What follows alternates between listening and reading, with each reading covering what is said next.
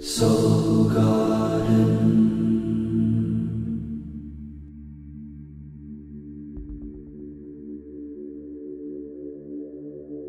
Good day from my smartphone to yours. I'm lovecasting in 5 dimensions from Costa Mesa, California, and this is your Monday Namaste Today.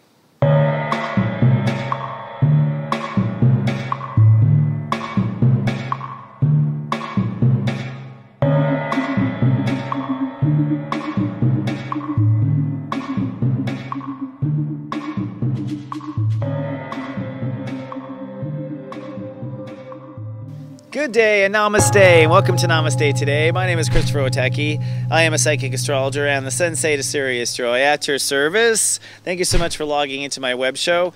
This webisode is for Monday, October 12th, 2015. Today, Mercury is direct. We have stepº19 Libra ruling the day, and it is LightCast Day, or the new moon, the most powerful day of the month to set new intentions. A new moon basically is that tonight when you go outside, you'll see no moon. It'll be dark, right? And in the cycles of the moon, this is the dark moment.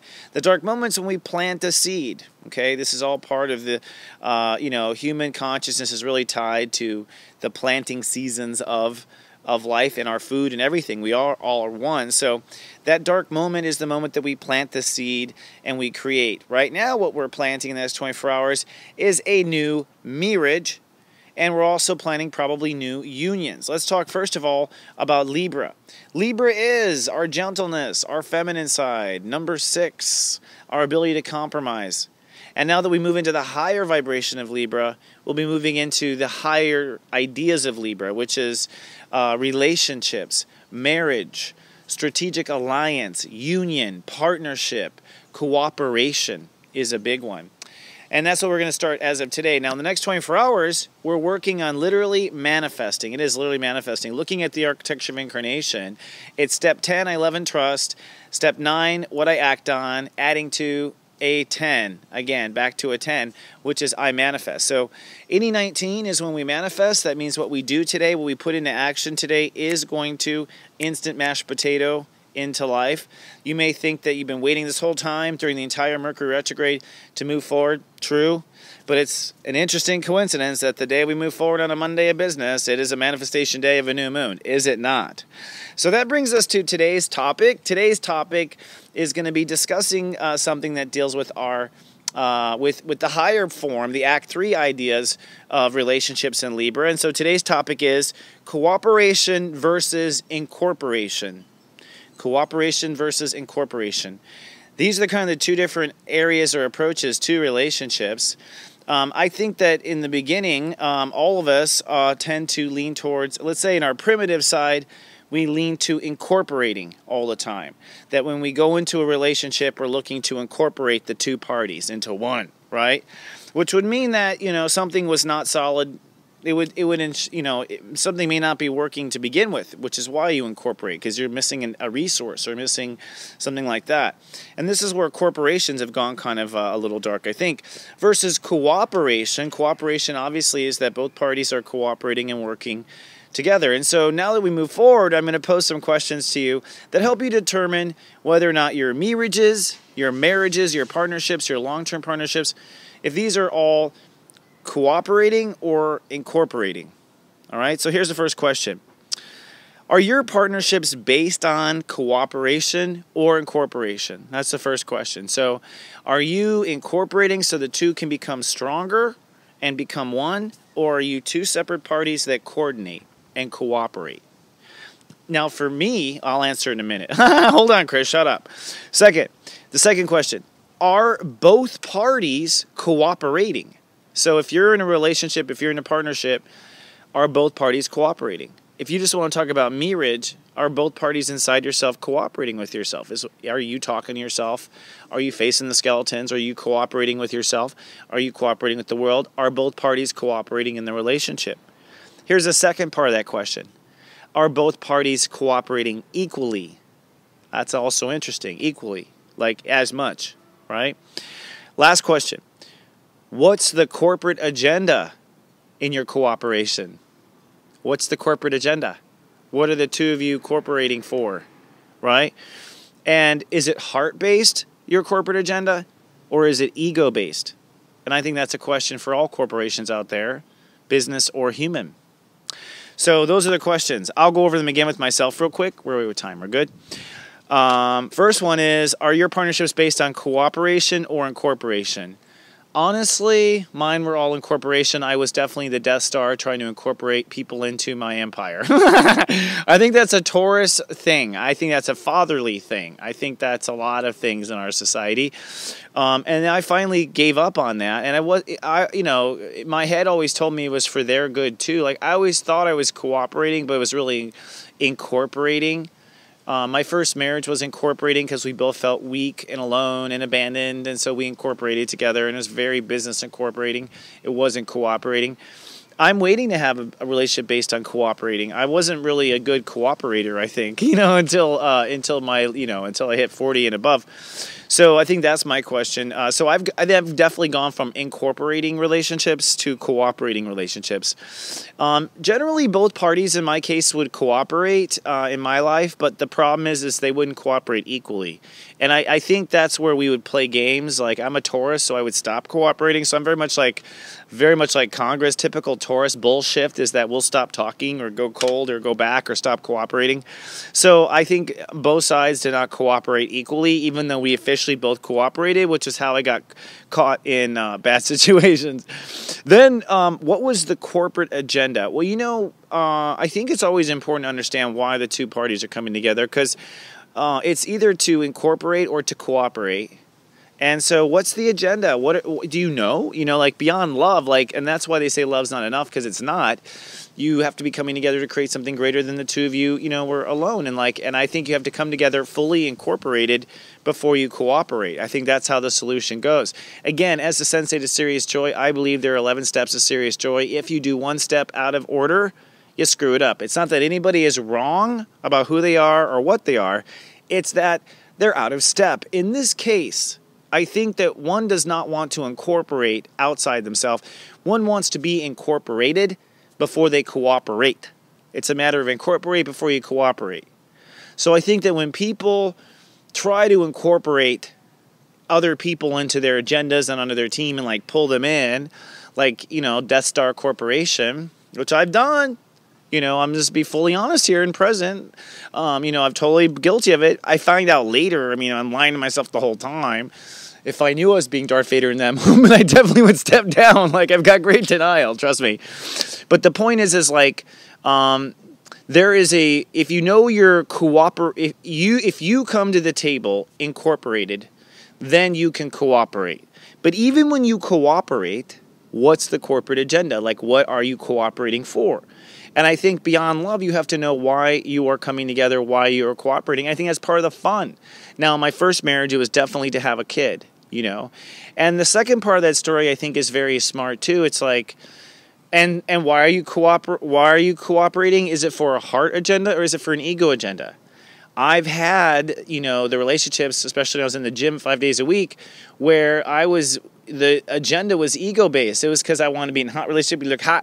It was all about hot, So I've lived it all in that sense. I was okay, our cooperation agenda or corporate agenda was ego-based. It wasn't heart-based. So I've also learned that, you want to be clear, in your unions, partnerships, alliances. And this would be what you align with president, what you align with teacher association, what you align with anything. Okay, we're talking about long-term strategic alliances, LTRs. Do you know what the cooperation agenda is? Are both parties cooperating equally?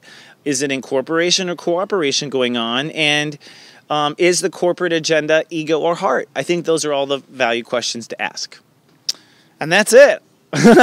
Step 19, Libra. So I always say, you want to be, what happens today spiritually is that the sun and the moon conjunct, which is known as a new moon, which means our heart, the sun, and the moon, which represents our emotional field.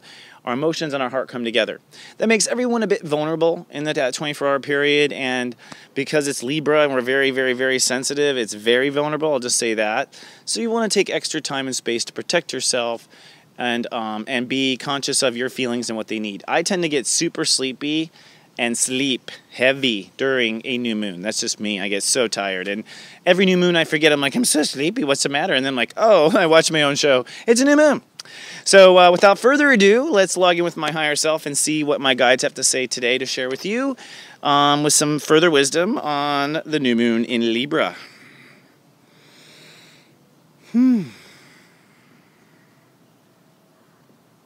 Okay, so interesting.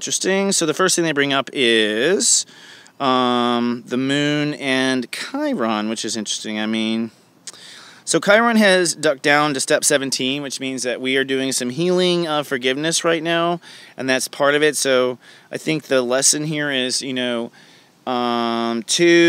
set foot with a new marriage and a new partnership and a new anything, I think one must be incorporated inside themselves, and one of the things one must be is without baggage.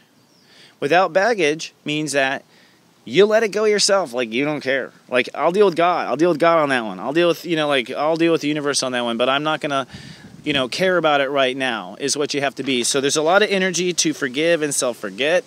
The winds are hallelujahing right now. And I'm definitely getting that too with Chiron at step 17. So people are going to be doing some big inner forgiving and forgetting.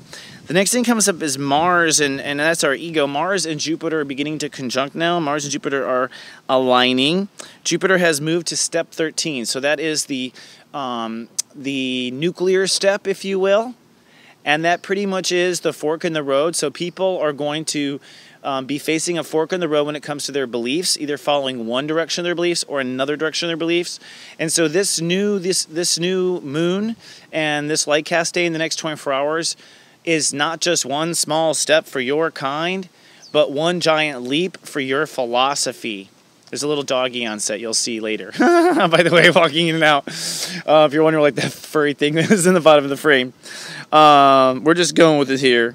So Mercury is direct and conjuncting the North Node. So this day also is a kind of a slap on the back as far as the way we want to think. You want to be mindful of your own heart, mindful of what your heart is after, what your heart needs in the situation.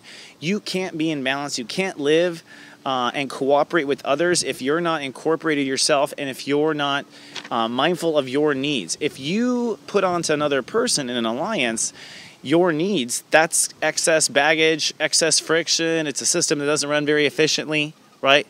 And you probably know all this, but maybe you don't know all this, carrying it down to the people you work with or carrying it down to the people you balance your life with. And I think we're all putting finishing touches on this, so zero judgment.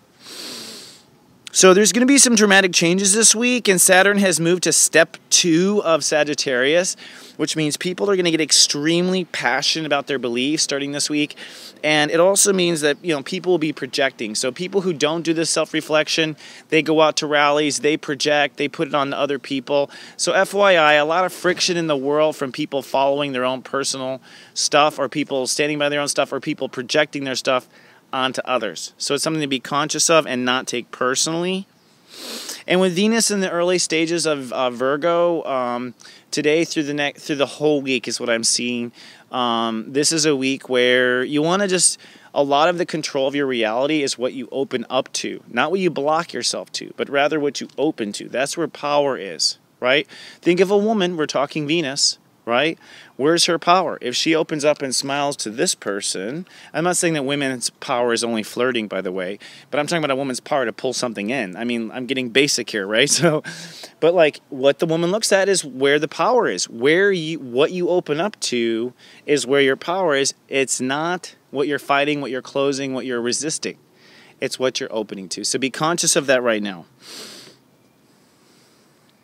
The last thing is to not surrender to fear whatsoever. Just protect yourself and then decide you will not surrender to fear. It is a decision that you live by, period. That's the last thing they want to say. And that's the last thing I want to say too. I don't want to make these too long because I want to make these easy in the morning to give you a little light and love. And do remember, I love you and I love myself. I say to myself, I'm grateful for myself and I'm grateful for you. I'll see you in 24 hours with more, my friend. Live in your heart, okay? Love yourself and others and be the brightest you can be. I'll see you in 24. I love you. Live, love, be. SoulGarden.tv. Hey, this is Olive. Say hi. Just keep me company. Little new studio dog.